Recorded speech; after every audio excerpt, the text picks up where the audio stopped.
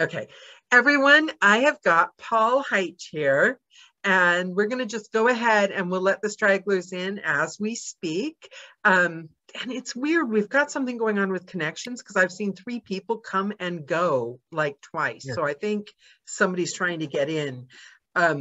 But we'll just keep letting people in. Nothing can swerve us ever since the time we were Zoom hacked or Zoom bombed by fiddlers and banjos. And yeah, interesting. Anna, you're hanging on. Everyone else got knocked off for some reason. We've got a Wi-Fi thing going on. Okay, let's start the talk. And if they've missed the good stuff, they can catch the recording.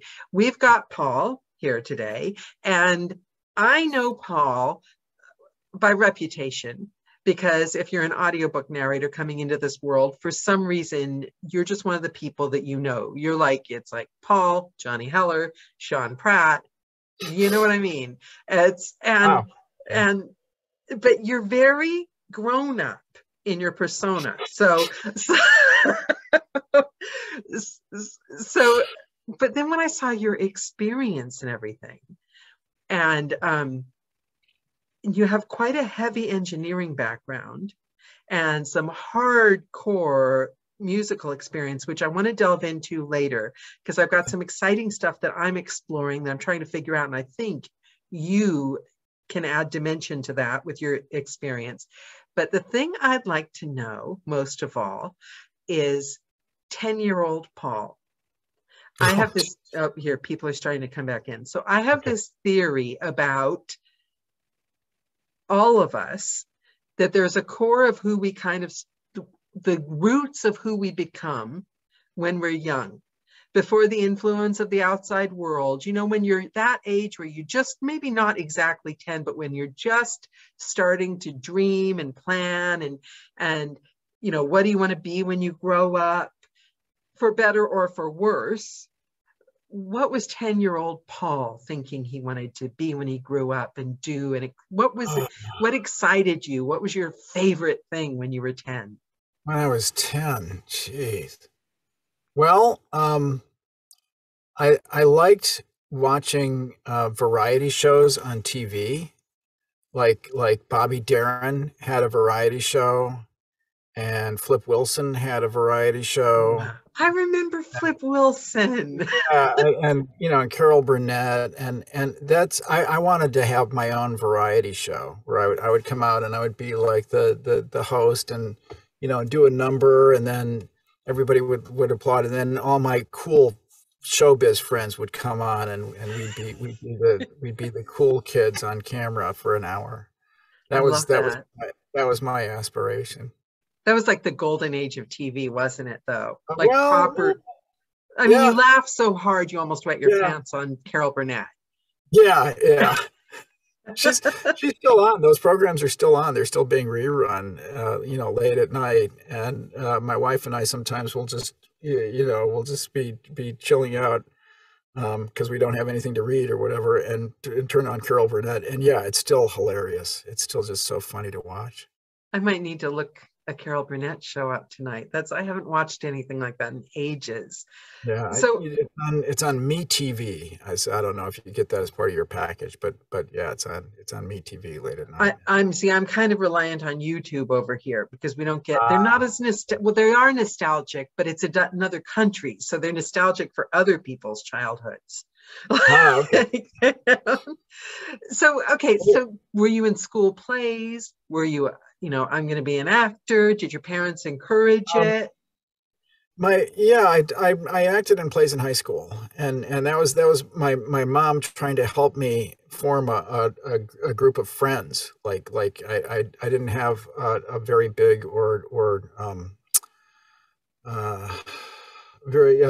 like a quality group of friends, and I was kind of overwhelmed at high school. There's like almost 5,000 people at the high school I went to. Yeah. So she said, you know what, just try out for a show, or, you know, do something. And I didn't play in the band because I played piano, and they didn't have a piano player in the band. So she said, why don't you try out for a play? So I tried out for a play, and I got a tiny role as a butler with like one line in the first show. And then I kept doing shows in high school. Well, that's good because the acting kids are way cooler than the band kids. Well, yeah, I don't know if I'd there's certainly more there's certainly more going on under the hood with that clique of people. The band kids tend to be just more, you know, more out front with things. Did you And have brothers and sisters? yeah, I'm the youngest of seven. I have five sisters and one brother. Wow. So that shaped my formative years quite a bit too. Did it make you shy? Did it make you, how did Um, it shape your I formative years? I don't know that it made me shy. I don't think I've ever been shy the traditional way that people think of shy as, like, you know, avoiding attention. I was always I always liked getting attention. But it made me feel like, because everybody was older than I was. The closest one to my age is 4 years older, and my oldest sibling is 18 years older than I am. And so they all had history that didn't include me. And it always made me feel like my one of the most prevailing memories I have from growing up is that I always felt like there was stuff that everybody else knew that I didn't. That there was stuff going on in my family that I just was not a part of and was never going to be a part of. So that was and that has shaped me as a person, and it's something I still kind of cope with, is this feeling of like, okay, what is the game here, and why does everybody else seem to know what the game is and I don't? And And you know what's I don't. funny? Everyone said about you, because I said, oh, I don't know Paul very well. I've never talked to Paul. Paul's going to be on the call. And every single person without an exception said, oh, Paul's really, really smart. Paul's crazy smart. Paul's like really, really, really smart. And one person said he's really, really smart and he has an interesting background. So that's like, you don't say that to me because you know. That's, Yeah. but is that, do you think, were you like always like really high IQ, or do you think part of that, like needing to know everything because of feeling that way? I think it's a combination of those things. I know I tested high, but that's more a measure of how precocious you are than of how, you know, like, because IQ is relative. It's like how much smarter you are than your age cohort. So as you get older, the difference shrinks, and it's less significant. But yeah, it made me I think really aware of when I did something stupid, like when I made a mistake that revealed how much I didn't know about what was going on around me. So I think I worked extra hard to to um, to figure out what was going on, and I think it just made me like super attentive to what was going on around me, to try to like to try to suss out, okay, all right, that's what they know, that's what she knows, that's what he knows. And it also and this is this is not the most flattering detail to reveal, but it made me look for weak spots in people, because my older siblings could always like tease me and point out things that I was being dumb about. So I had to like figure out where the chinks in their armor was if I was gonna fight back. So I have an almost reflexive response to like, you know, anytime I'm encountering someone with whom I feel the least bit competitive, is to just immediately start searching for like which which weakness I can exploit to get the upper hand. Okay, but let me go back. What I find more interesting, and I'm curious as to if you still do this or if you don't anymore, is because I very much have a part of that in my personality, and I'm trying to rewrite the story I tell myself about it. But what you said about anytime I do something stupid, right? But then we always hear the experts, the business people, the success gurus say that the best way to succeed and find a happy life and move up is to fail a lot, fail yourself forward. So how do you if your goal is to not be caught in a moment of weakness and make sure you're in control, if I'm understanding right, make sure that you know what's going on and you're one step ahead. Have you made peace with that? Have you, or do you have that voice? I very much still have that voice in my head going, oh my God, that was stupid. You should have known better. It's not so much making peace, but learning how to cope. Figuring out coping mechanisms and learning to anticipate, like knowing, okay, this is going to make me feel this way. I'm going to want to respond this way. That's who I am. But I have learned through hard experience, that's the wrong way to respond. So I recognize, okay, now I'm having this response. And just compartmentalize that, and then look at the situation and say, okay, what's a better way to respond? So I'm still, that dynamic is still going on, but I've learned how to like get out in front of it a little bit better, and that's also an ongoing process. Is just constantly learning to recognize the signs when I'm starting to drift into a Paul way of responding to things instead of just an intelligent adult way of responding to things. Well, I love that, because if you look at it from that perspective, I'm all about, I was reading self-help books when I was 8, right? I remember my first Thanksgiving vacation that I clearly remember. I was 8 years old, and I realized they were giving us Thursday, Friday, Saturday, and Sunday off. And I thought, oh my God, that's 4 whole days. I can be an entirely new person. And so I got all these books piled up, all my self-help books, all the Gothic novels. I was going to look like the woman on the cover with the bustier ripped, and I was going to be mind your PQs and intelligent. And I had a big book about the curriculum they teach you in college. I was going to learn the whole thing that weekend so that I would go back to school a whole new girl and everyone would be astounded. I'm still working on that. Yeah. But I think coming from a place of I'm going to fix myself, what you've just said is really intriguing, because if you think about it, our brains are, I had a singing lesson, and I'm deciding to take it as a compliment. She told me that I'm not tone deaf, that my brain just works differently than everyone else's. But it's made me think everyone's brain works differently than everyone else's. And the sooner you learn how your brain works, am I right? This is what you're telling me. I know how my brain works, and it's the challenge in life is to communicate with the way other people's brains work and the way everyone else thinks their brain works, but still hold on to what I need to hold on to. Yeah, I like that. That's better than I'm going to have to fix myself in 4 days, because you're not trying to change yourself. You're just modifying the way you react. And I mean,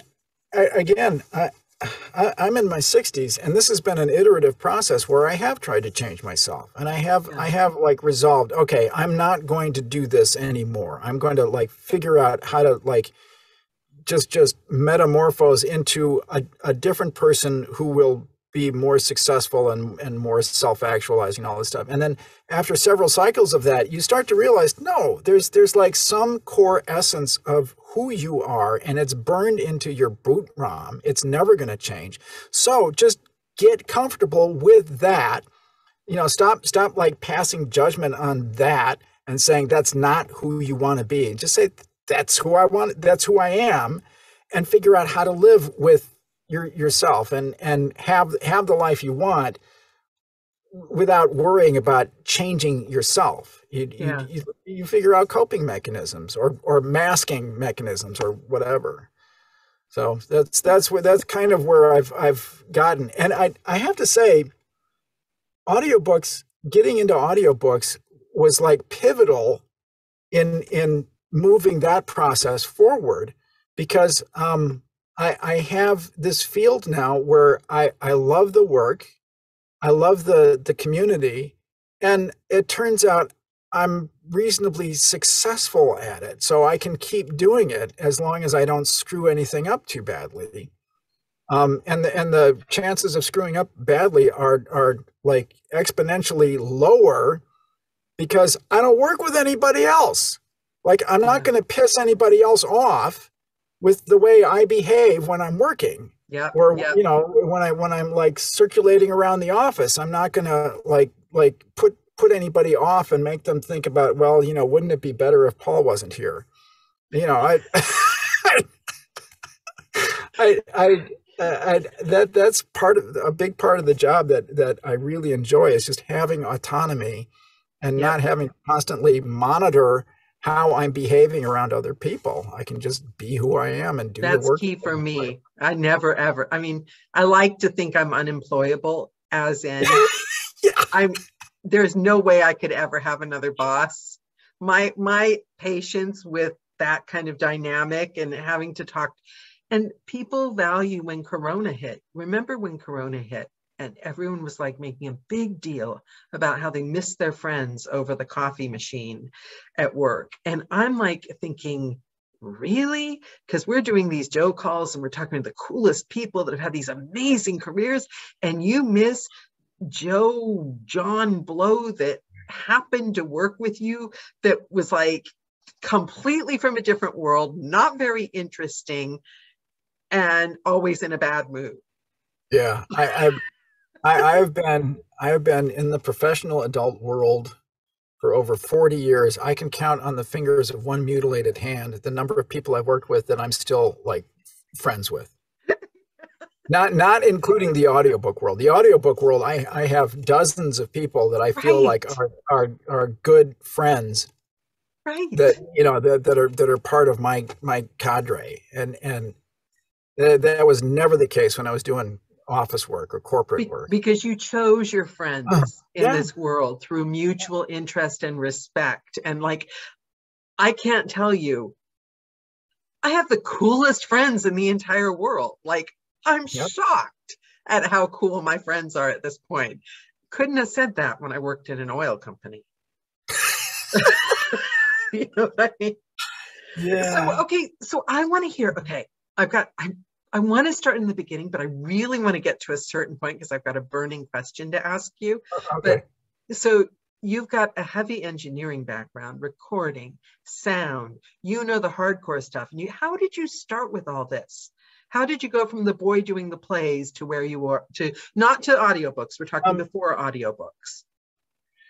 I mean, I started getting interested when I was working as a musician, and I did session work, and I'd see what the engineer was doing, and I'd want to I always wanted to hang out if I had time. I wanted to hang out and just like be a fly on the wall and watch the engineer doing his thing, because it was just fascinating. And every once in a while, I'd get up the courage to ask a question, because they can get really irritated with you if you're not supposed to be there.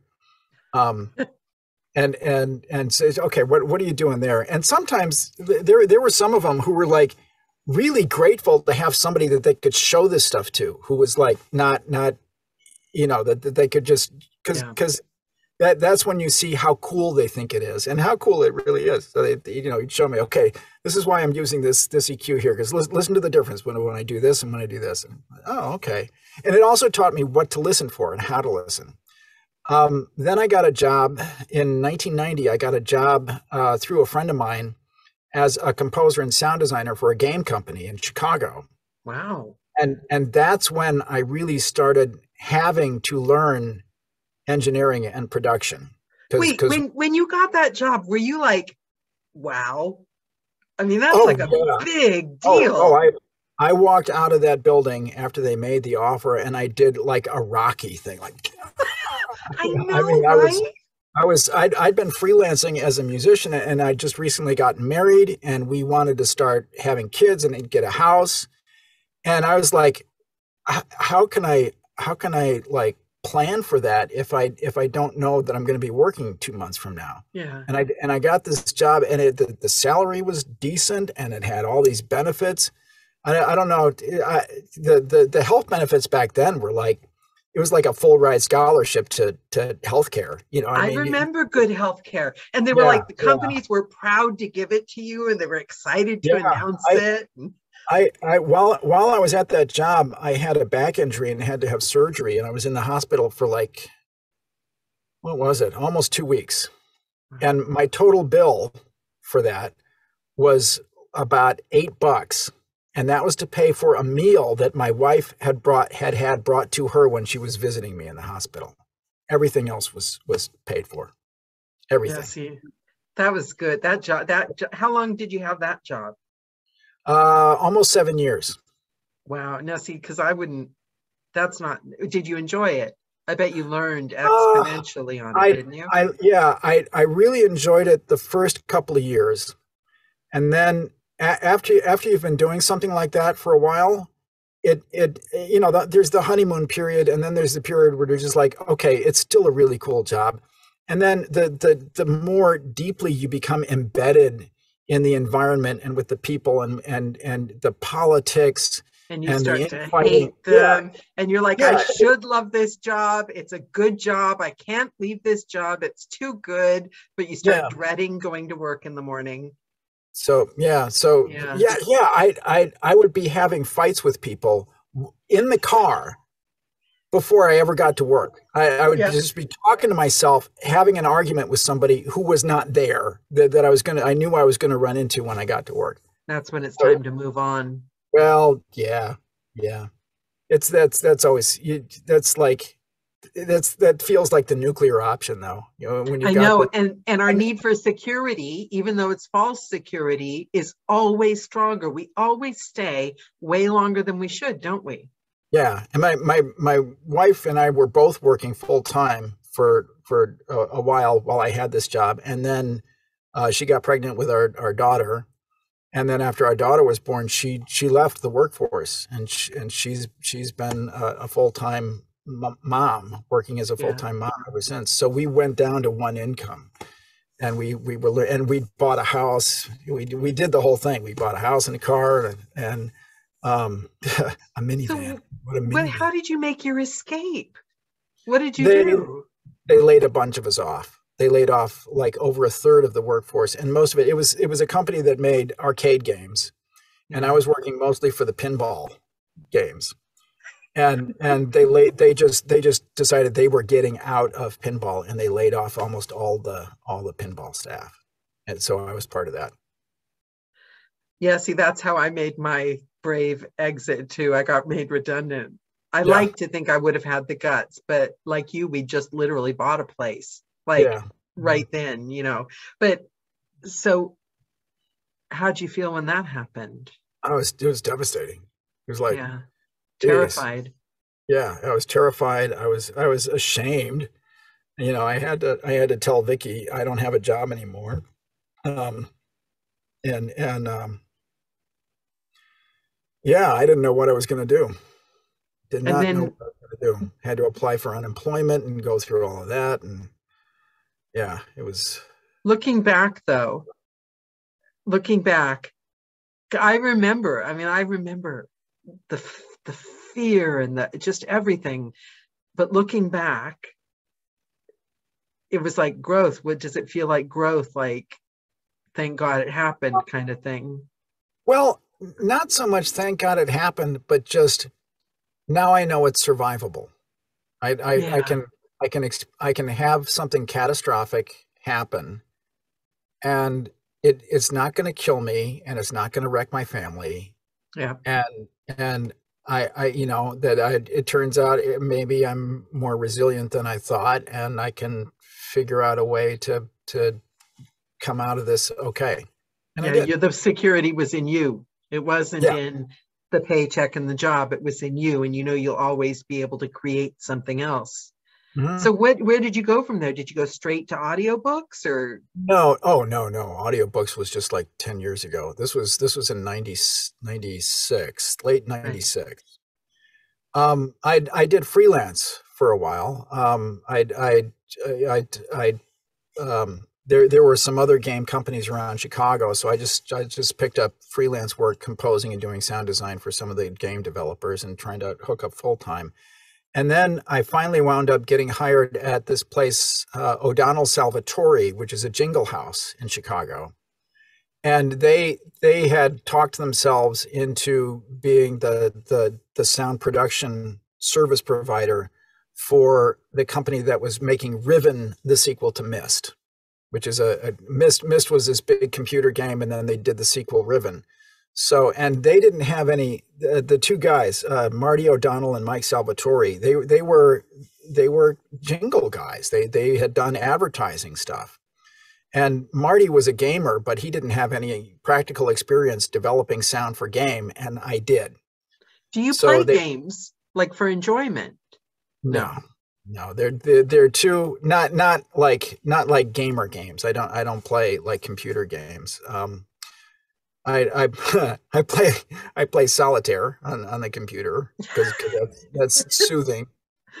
And I've taken chess up again. I used to play chess a lot when I was single, and then I sort of got away from it because it's really time consuming. If you're gonna be at all good, it's time consuming. You really are that smart. It's golf. It's Yeah. like golf. Yeah, it takes like hours and hours to play, and then you have to practice. And yeah, it's like a step above checkers. I've never played chess.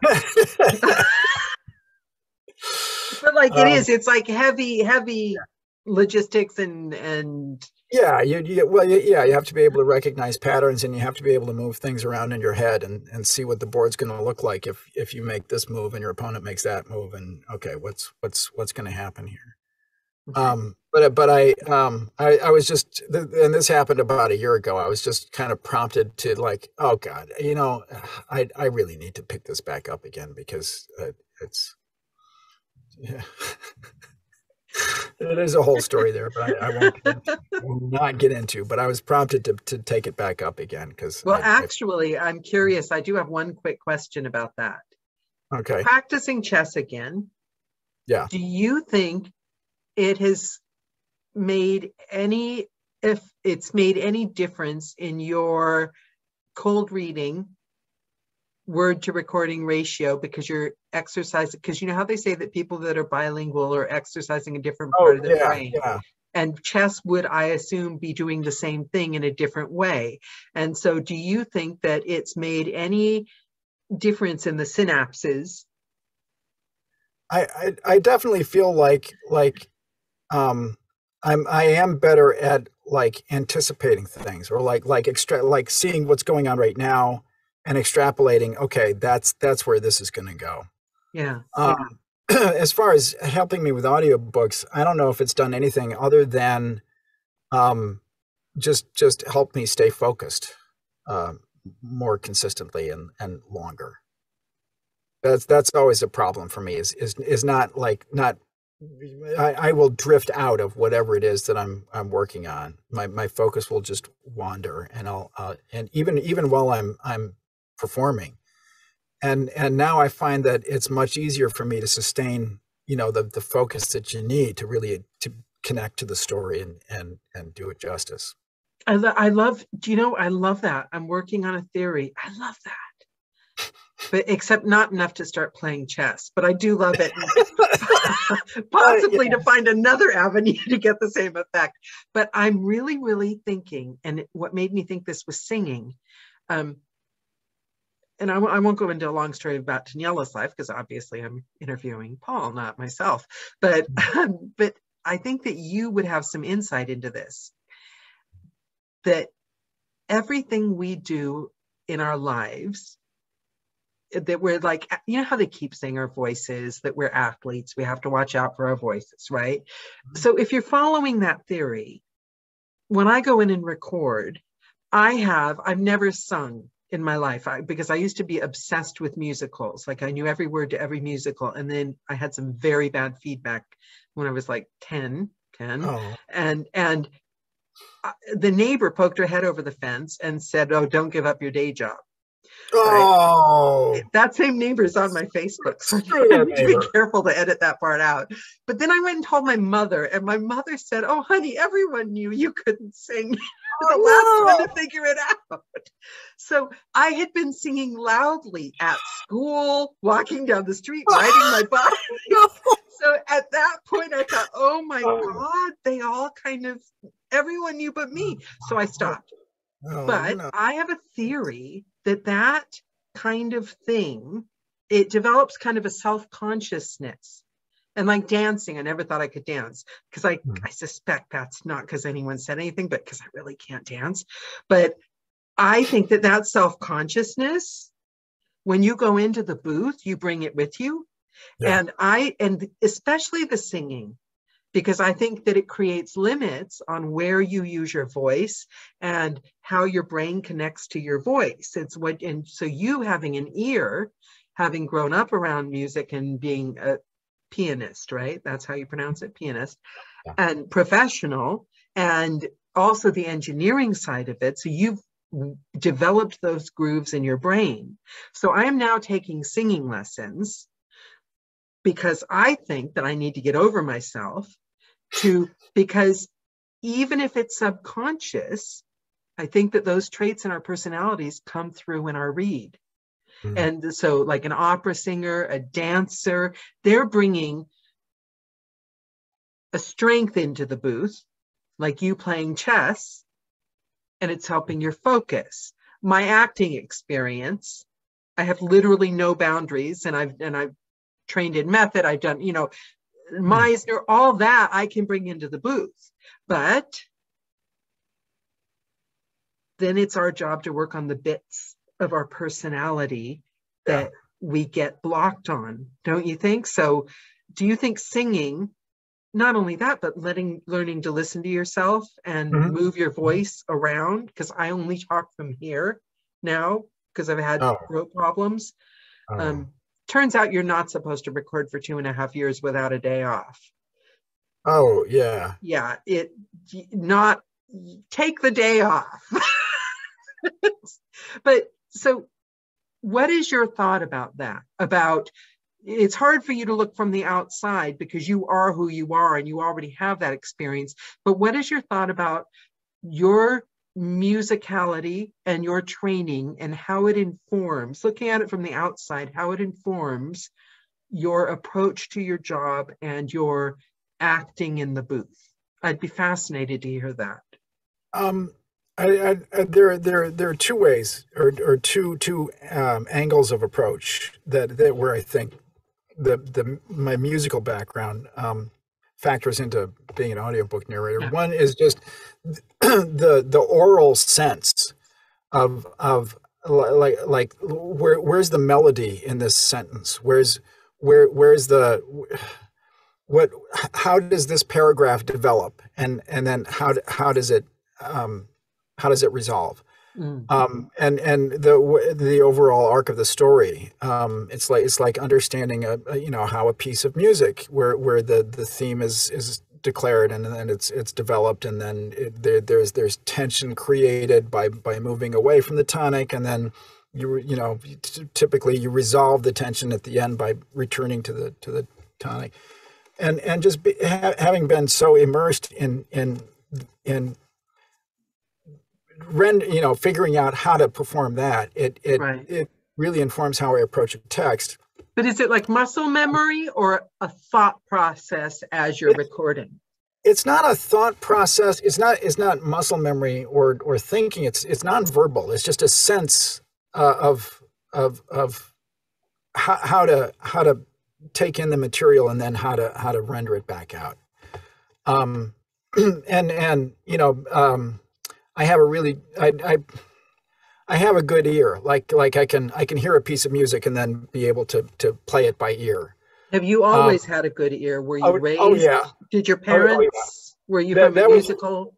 Not from a musical family, but my older siblings, my older sisters took piano lessons. And this was when I was like 3 or 4 years old. They would come home from school. I wasn't in school yet. They would come home from school and practice their pieces. They'd take turns practicing their pieces. And then when they were done, I would like pull myself up onto the piano bench and I would start picking out the melodies and stuff of their pieces that I'd been hearing them practicing. Wow. So my parents saw me doing that and they said, we should probably start getting Paul some piano lessons. Wow. So that is an innate talent. Yeah. Then. Yeah. I've always had a really retentive ear. And so I'm a a good mimic, I think. So when I'm casting an audiobook, when I'm trying to figure out what voices to give people, I have this whole bucket full of oral memories of how other people talk. And so that gives me an anchor point for, like figuring out how to perform the different characters. I think you're born with that, huh? Because I think I lack that. I don't have like, I think I lack that. Yeah, I mean, I don't think it's a learned talent. It's not a common ability. In my experience. And the other thing is, training as a concert pianist, which was what I did for 17 years, and then working as a jobbing musician, you learn how to practice. You learn how important it is to practice and keep your proficiency up and keep expanding your proficiency. And you also learn what's important for being a freelancer. Like if you want to keep getting gigs, it was kind of disconcerting for me to learn how many people were as good as or better than I was at playing piano. And so once you get to a certain level, like when I went to college, when I was in high school, I was like big fish, little pond. Yeah, I was a big fish, little pond. Yeah. I went to college. I went to University of Illinois. There's like 40,000 people there.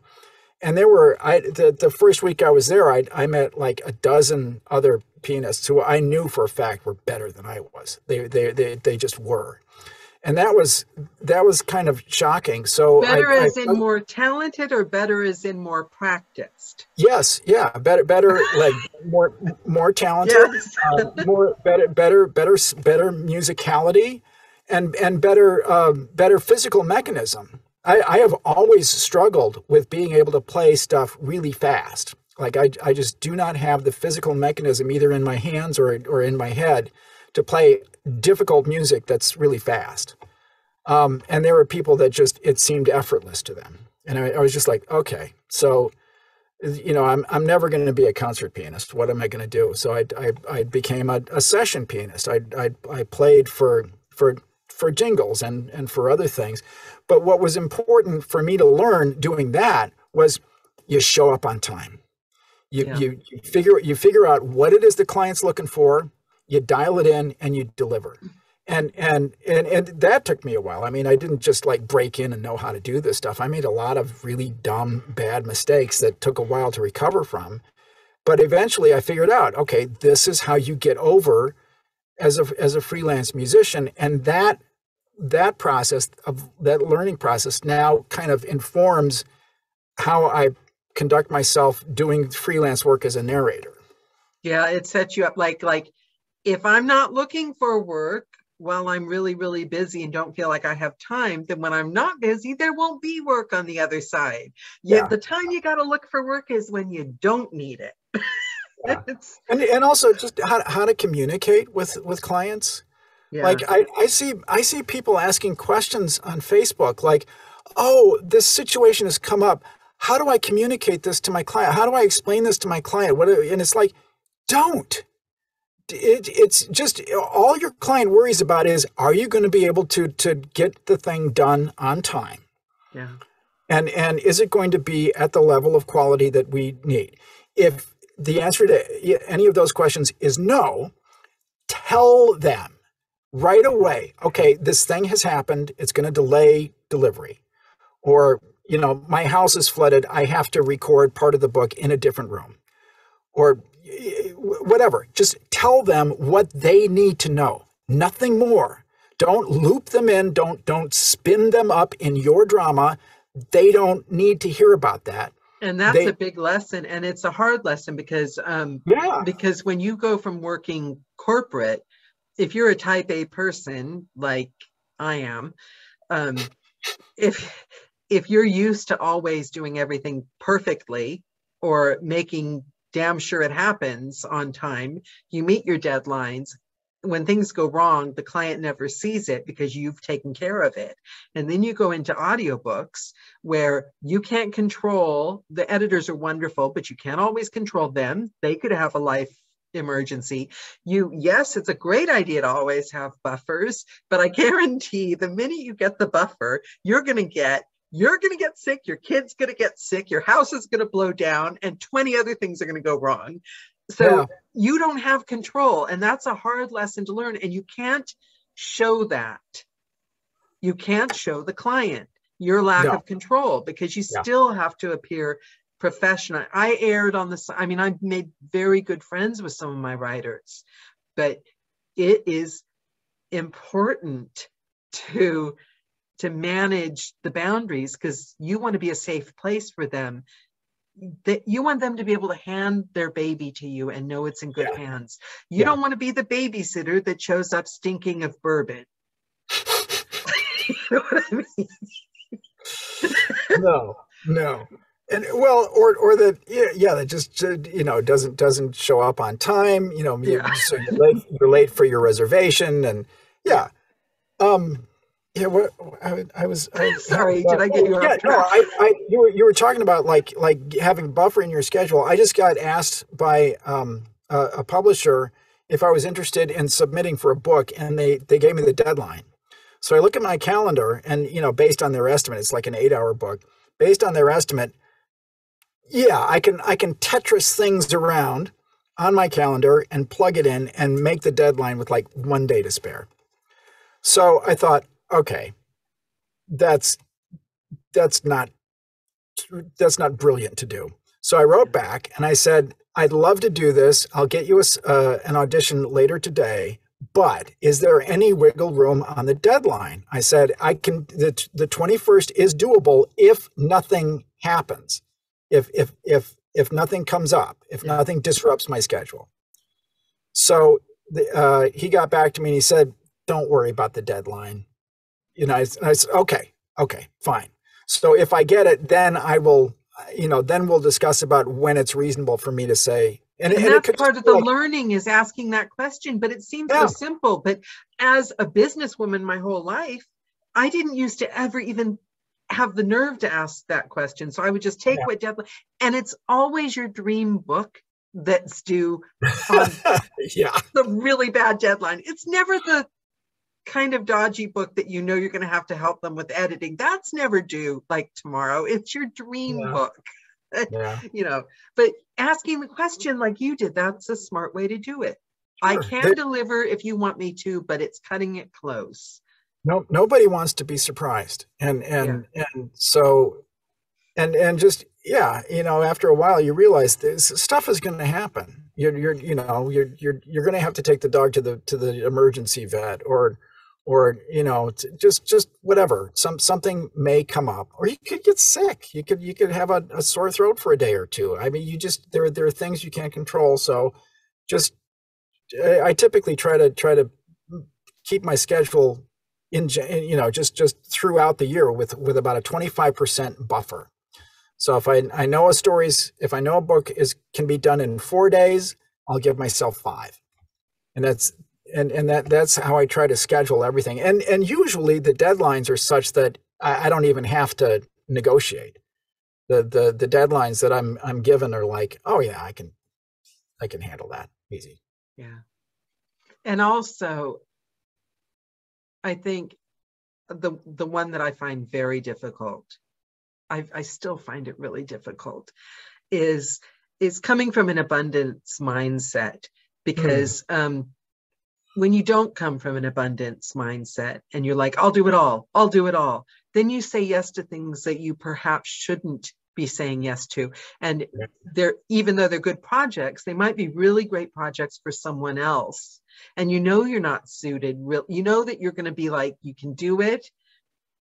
You're going to be miserable. You're going to have to fit it in. But if you don't have faith in yourself, there's always more work. You're going to be fine. You end up taking on everything. And quantity is not better than, quality. And you're taking a job from somebody that could love that book about how to make screws in factories. Do you know what I mean? Yeah.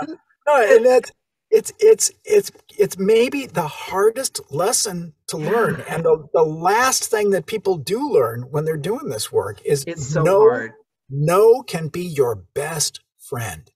Get to be friends with no. And it's so liberating. You suddenly have control over your schedule. You're not just at the mercy of whatever somebody else wants to get from you.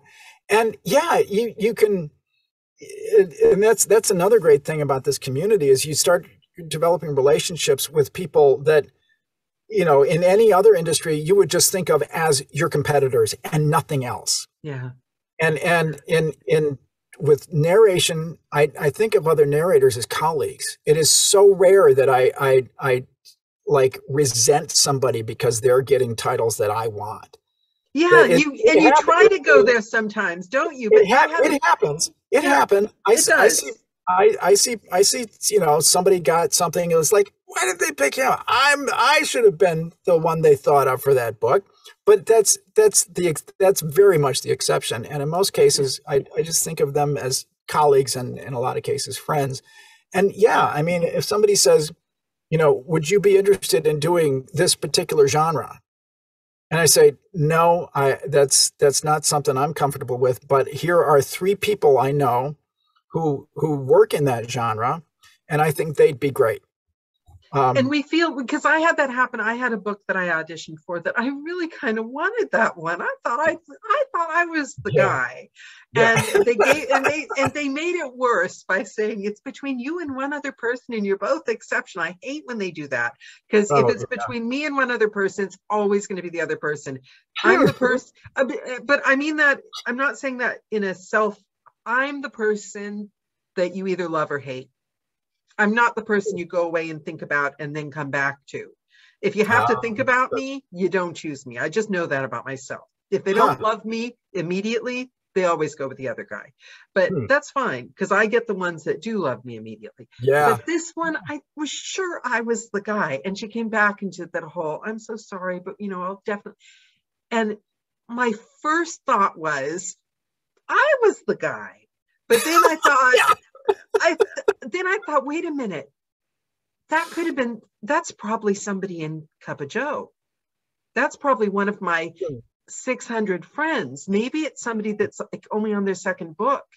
And you know what? If they got that book, I would be really actually happy. And I ended up sending the person a letter, an email saying, actually, we're a close community. So I'm always happy if another narrator gets a great book. And that felt true. I was in that moment. That was a big kind of milestone for me, because when you really do love the book, sometimes it stings. And that was the first time I really loved it.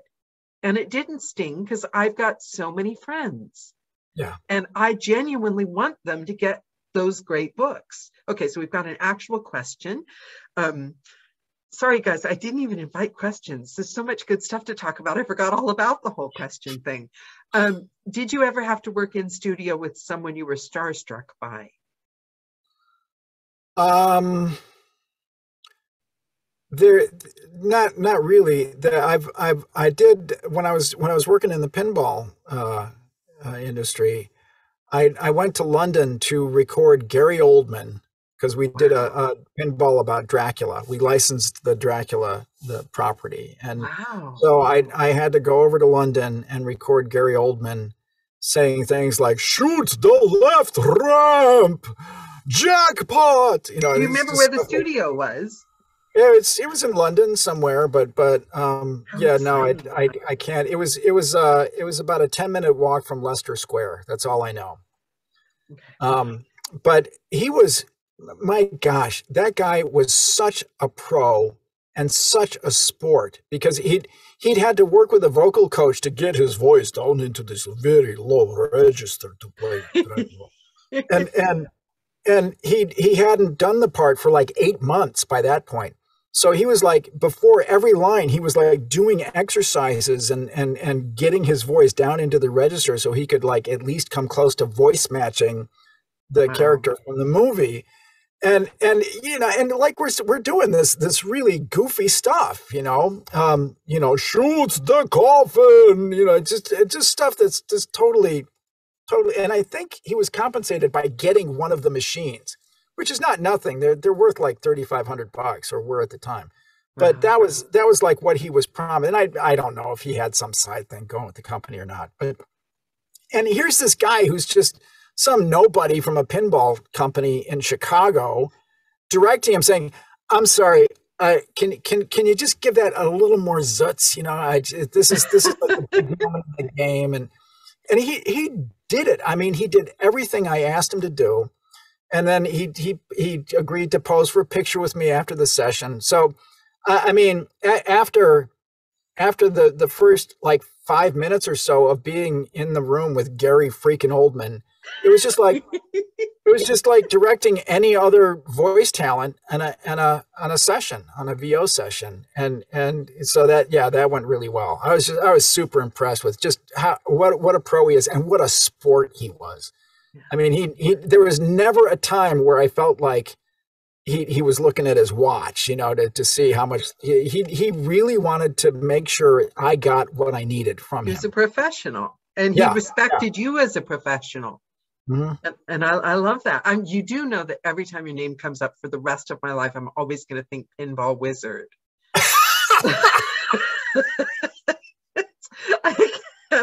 Kim, that was a great question. Thank you very much. You guys, I forgot to invite you. You are welcome. Any quirky questions you have, definitely throw them at us. I had another question. Oh, yeah. What book did you get that you absolutely was like, you know how you get that book and you want to pat yourself on the back? Okay, that's an easy one. Do you guys remember, some of you may remember, this was back in the day, this was like 2013, 2014, Audible and ACX would hold an open casting call for a couple of titles, and one would be for a male narrator and one would be for a female narrator. And they would just say, okay, whoever gets this book, and then we're going to promote it, and we'll pay you, a full production rate. Wow. And so they did that like twice a year for 2 or 3 years through ACX. They just put the word out. Audible Studios is having an open audition. We're going to do one book with a female narrator, one book with a male narrator. And I got the one for the male narrator. It was the Game Player by Rafael Iglesias. And it's a great book. It's old. It's a back catalog title from like 79, 78 or 79. How did you feel when you found out you won that one? I wanted to do cartwheels. Yeah, I would too. Wow. Yeah, I was just, and here's the weird thing. You audition for it just like any other book on ACX. I got no fewer than 6 rejection notices. Regarding your ACX audition, we're sorry to inform you. I got 6 of those, like within a few days of each other. And I'm like, okay, one was enough. I can live with not getting it. You don't have to keep telling me that you're sorry that I didn't get the book. And then I get a phone call from Bruce Katovich saying, Paul, we'd like to offer you this book, and I just want to talk to you about your availability, and congratulations. That came along for me at a time when I was about ready to throw in the towel, because I hadn't been getting a lot of work. Yeah, I hadn't been getting a lot of work for months. And I had gone back to school I was unemployed, and I was doing 2 part-time jobs, but they weren't like. How long had you been narrating at that point? About 3 years. So, but I only had like 10 or 12 books under my belt at the time. And that was part of the thing too. They were looking for newer narrators. So just the idea that like, and I found out later that they'd had like something like 400 submissions for that book. Wow. So the idea that they had their pick of 400 auditions and they picked me. So maybe. And the idea that it happened right when you were considering going somewhere else. Yeah, just giving it up and hunkering down with getting the degree that I was going for and going into a whole corporate career track. Yeah, that was a game changer for me. Okay, I have another question, but I want to preface it with something really, really important. I'm going to ask Paul this question, but for the record, numbers mean nothing. Okay. How many books you do a month, how many books you have done, how fast you record, please don't compare yourself, because we all have different circumstances. And I learned this the hard way from going from doing 3 finished hours a day to barely being able to do 1 finished hour a day because of problems with my voice to back. It just depends. It depends a lot on so many things, on like whether you've got a bird singing loudly. I mean, I'm sure that happens for some people, you know. It could be anything. So, but we do have a question. It's a fair enough question. How many books do you complete in, say, a month? In a month, it could be 1, it could be 4 or 5. Because I do a lot of nonfiction, and some of the nonfiction I do is like really hefty. I've done books that were 30 hours, that were 45 hours. The longest one I've ever done was 63 hours. What I shoot for is just a goal of 2 finished hours a day. So that's my goal, and between 35 and 40 finished hours in a month. Did you do a time travel book? You did a time travel book when there was like, and the cover of it had some like pier. You did a time travel book. Yeah, Stone Skipping on Water. From before I was paying attention to narrators' names, because I listen to audiobooks as a listener and I turn off the business side. It's not, that one's not so much about time travel as about past lives. I'm going to look this up. I swear Paul did this book. And then there's another one by the same author that is about time travel. And what is that one called? Shoot. Damn. It was a great book. This guy falls in love with an artist who's been dead for like 50 or 60 years.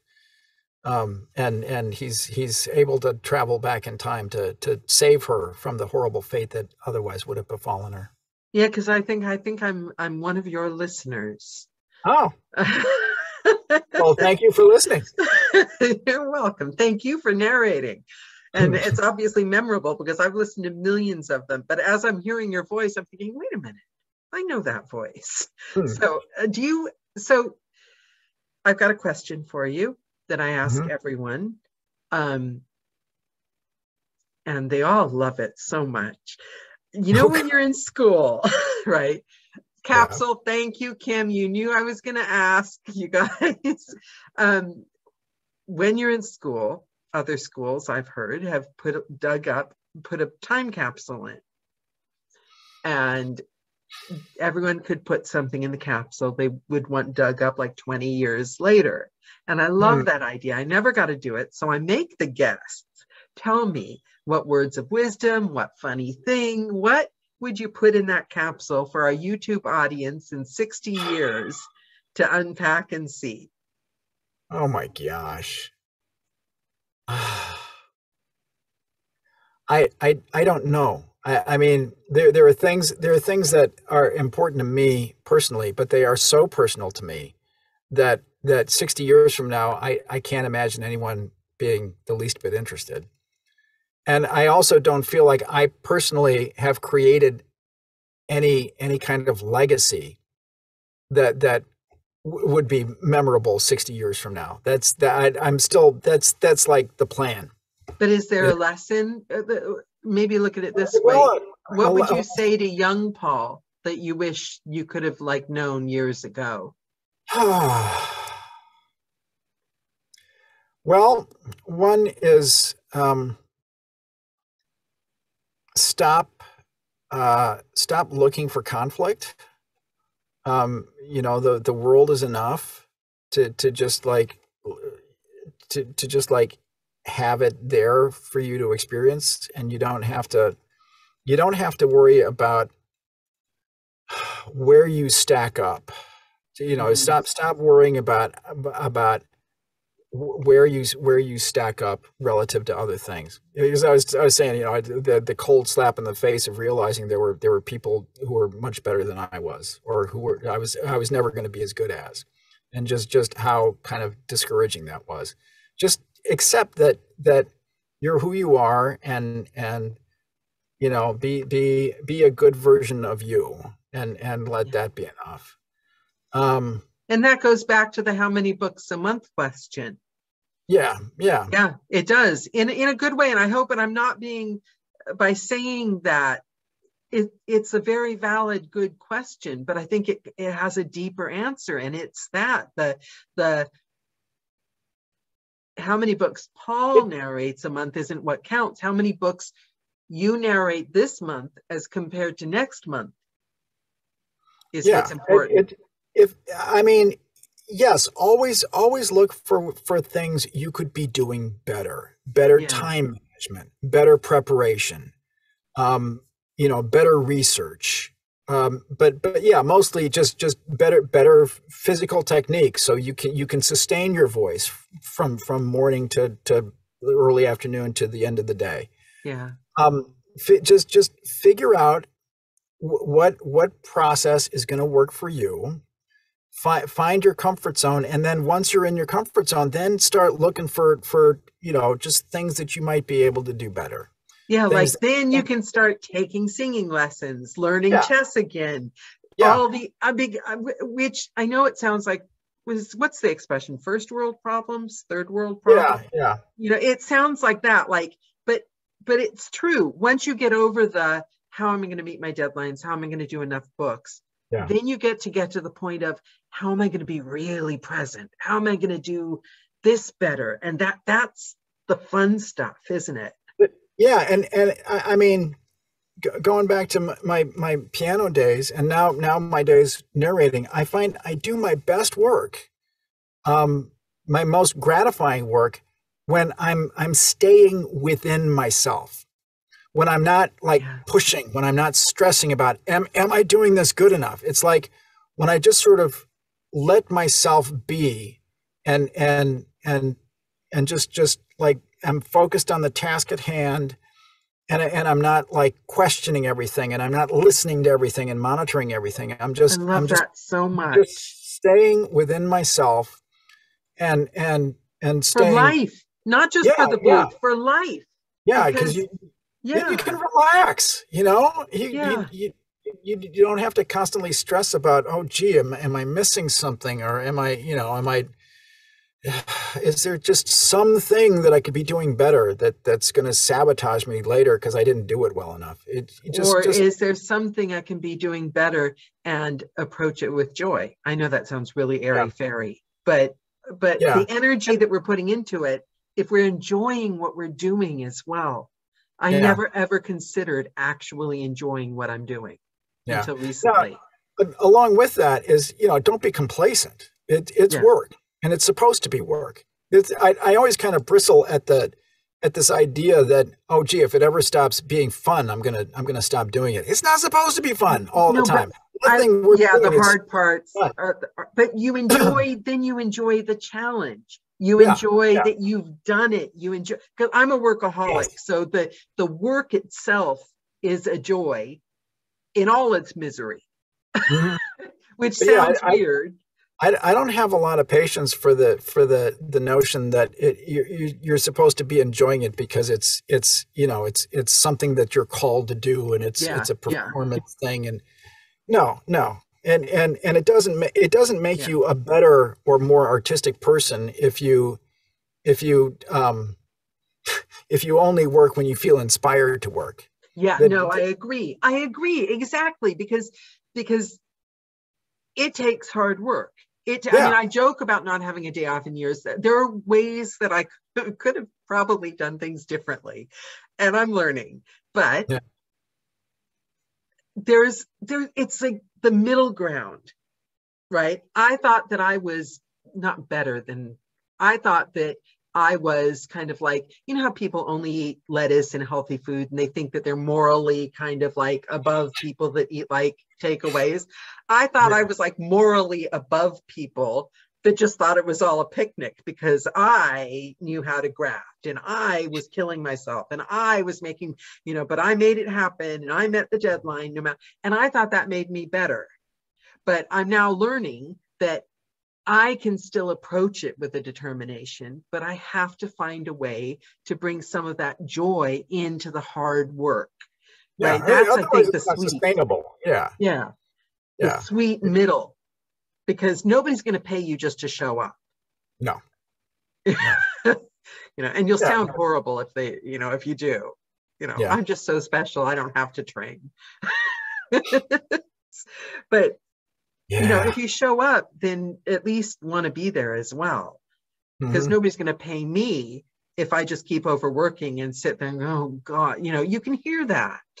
Yeah. You know, that's not fair, because that's your writer's one, that's their baby. They don't care that you've done like 300,000 other books. They just want their baby, right? Yep. You, Paul, have figured out the world. I wasn't expecting this. I was expecting a surface level talk about engineering, and this is, I think we've touched on musicality, everything. We figured out the world in this one call. Pretty much that's it, you guys. That's all we need. Wrap up. Thank you so much for taking the time to join us. It's been a pure joy. I will never forget now the pinball wizard. Oh God, of all the things to be remembered. I think it's brilliant. Okay. All right. Thank you so much. I really appreciate it. Thank you, Daniela. I had a blast. This was wonderful. And thanks everybody for coming. Thank you guys for joining. It was a pure joy. See you on the other side video in 2 weeks, guys. Bye. Bye.